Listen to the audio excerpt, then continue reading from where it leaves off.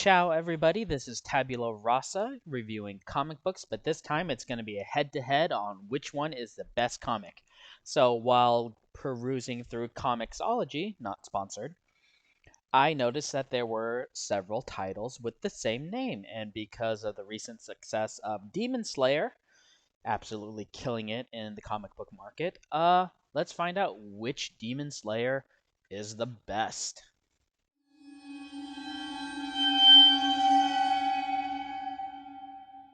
Okay, first up is Jesus Christ Demon Slayer.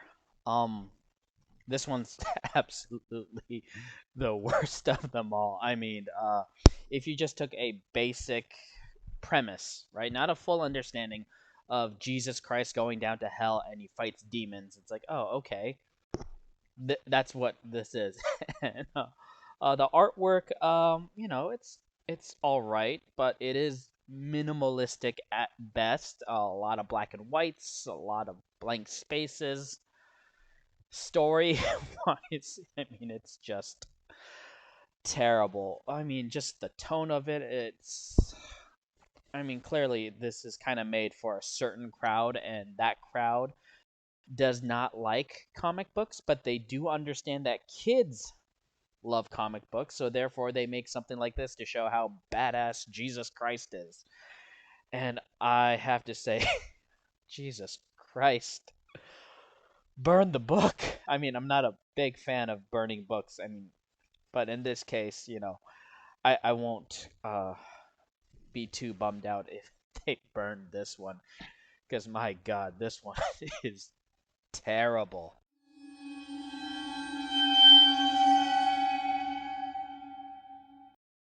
So this version of Demon Slayer by Robert Lugibill and Jamie Mendoza, very famous comic book artist, got the number 4 slot.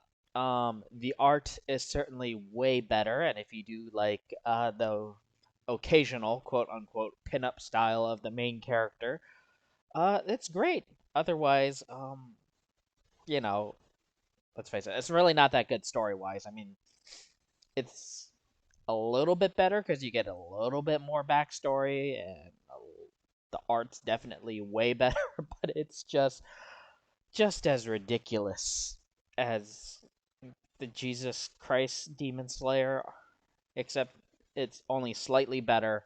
Actually, no, it's a lot better due to the art, but still, I mean, it just makes no sense whatsoever. I mean, this book literally gets away with just, hey, look, sexy women. You like it. You know you like it. Ooh, look, demons. Ooh, look, this. But sexy women. She's in a skin tight outfit. Look at her. She's naked.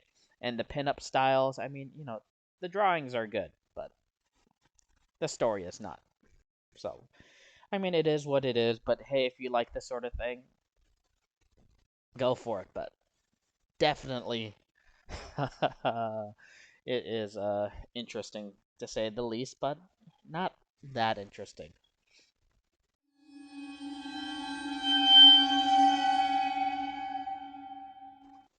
Number 3 is Harriet Tubman, Demon Slayer. I think it's kind of in the same vein as Abraham Lincoln, Vampire Hunter. Artwork is pretty good. The panels, they do play around. Story is okay. Where it really lost me here is not when Harriet Tubman came out killing, demons or whatever, right? Actually, it was killing vampires in this case. It's when Harriet Tubman came out to save the slaves using katanas. Because why not? You're already there. You're already making it as ridiculous as possible. Why not have Harriet Tubman dual wield katanas to kill vampires or demons in this? Or yeah, no, it was vampires in the story to help slaves run away. Because apparently, the institution of slavery wasn't bad enough. You make it worse by having them literally be cattle for demons. So yeah, it just lost me when she pulled out the machetes. It's like, ooh, look at this Japanese weapon. I'm going to kill you. Ha ha ha. And it's like, why? You didn't even need to go that far.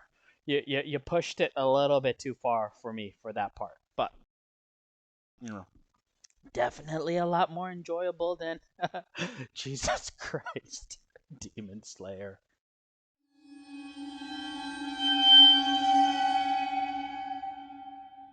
So the number two slot is Demon Slayer, one word, by Evgeny Fedotov, and art by Artem Gabrielanov, uh, publisher by Bubble, came out in 2015.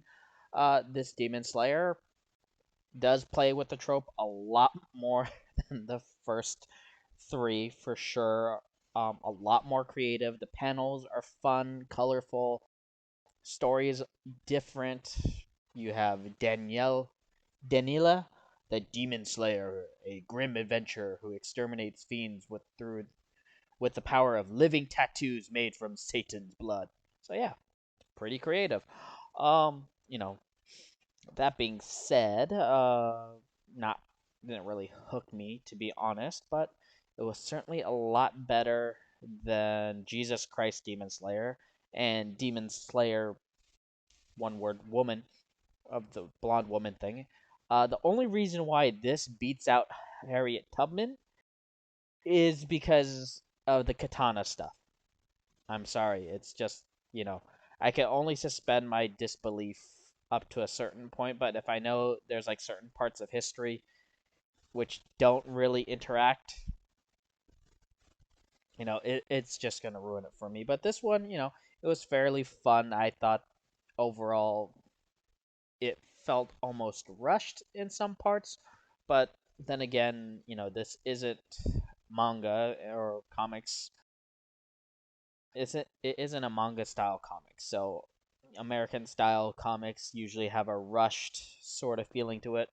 A lot of exposition, a lot of you know typical American stuff. But out of all the ones that we have seen so far, I think you could agree with me that it is definitely a lot better than the first two. And depending on how you feel about historical inaccuracies, I'm kind of a big one for that one, or at least the setup for it. This beats out Harriet Tubman.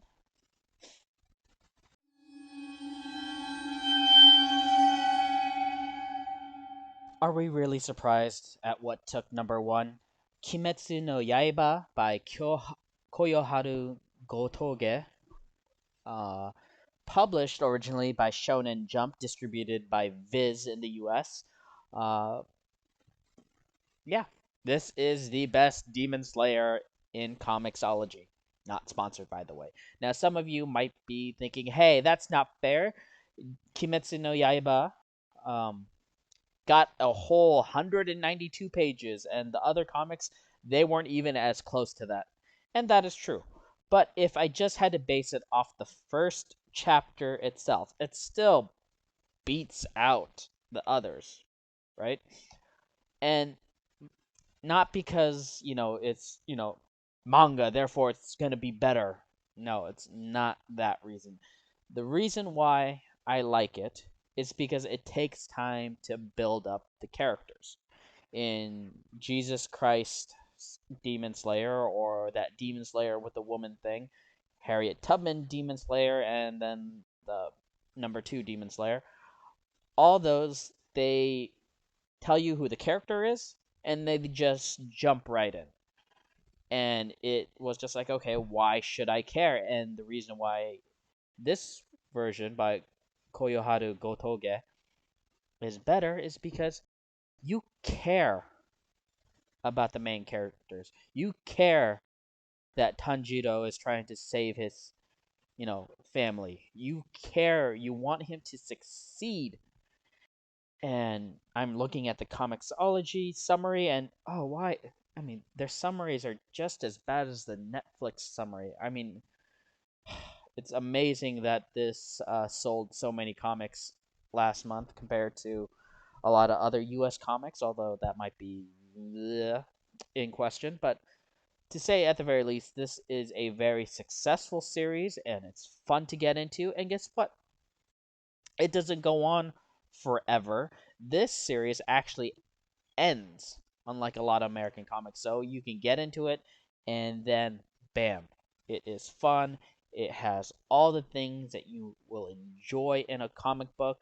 And if you're thinking, oh well, it's black and white, clearly that's shows that it's worse than the other ones. It's like, no, the black and white does not take away from it. And to be honest, not everything needs to be in color. And because it's not in color, manga artists come up with ways to overcome that gap. Not to mention, if you produce this on a weekly basis, my goodness. I mean, let's face it, there is no competition in this. All these are quote unquote demon slayers, but only one is the best out of all of them, and it's this one. Not only because of the art, not only because of the story, because of the pacing, but also the historical context as well, right? Which is what Harriet Tubman kind of fails at. You know, uh, katanas in antebellum slavery South. Not exactly, you know, I can only suspend my disbelief so far, right?